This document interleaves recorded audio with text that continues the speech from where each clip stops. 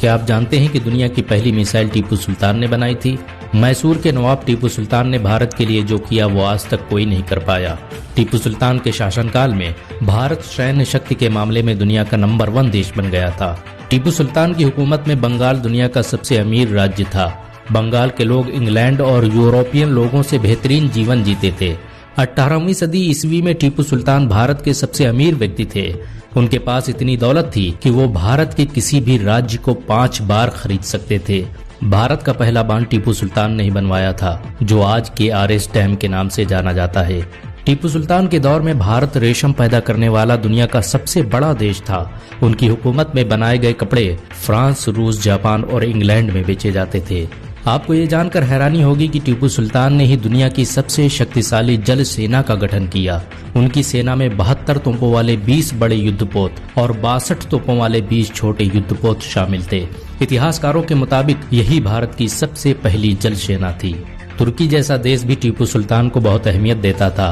अंग्रेजों से लड़ने के लिए टीपू सुल्तान को जब सैनिकों की जरूरत महसूस हुई तो तुर्की ने उसकी बहुत मदद की। यहाँ तक कि उसने अपने एक्सपर्ट भेजे जो भारत आकर टीपू सुल्तान की सेनाओं को प्रशिक्षण देते थे। तुर्की के खलीफा सुल्तान हामिद प्रथम ने जब मक्का और मदीना में निर्माण कार्य शुरू किया तो टीपू सुल्तान ने भी भारत से पैसे भेजे। अंग्रेजों का मुकाबला करने के लिए टीपू सुल्तान ने न सिर्फ रॉकेट टेक्नोलॉजी का आविष्कार किया बल्कि जंग करने के नए तरीके भी खोजे। उन्होंने फतहुल मुजाहिदीन के नाम से एक किताब लिखवाई जिसमें युद्ध करने के तरीकों के बारे में बताया गया था। ये किताब युद्ध नीति पर लिखी जाने वाली भारत की पहली किताब थी।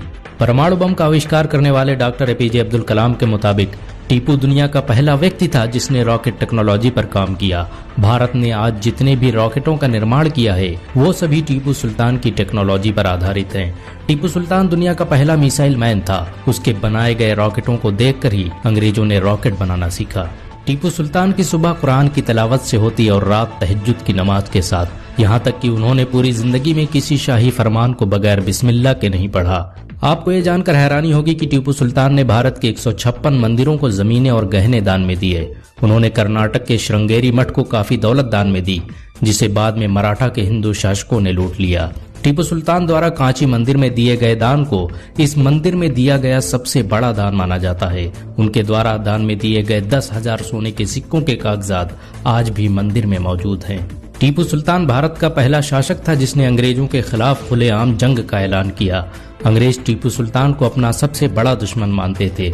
जब टीपू सुल्तान जंग लड़ते हुए शहीद हो गए तो अंग्रेज जनरल ने उनकी लाश पर खड़े होकर कहा कि आज से हिंदुस्तान हमारा है।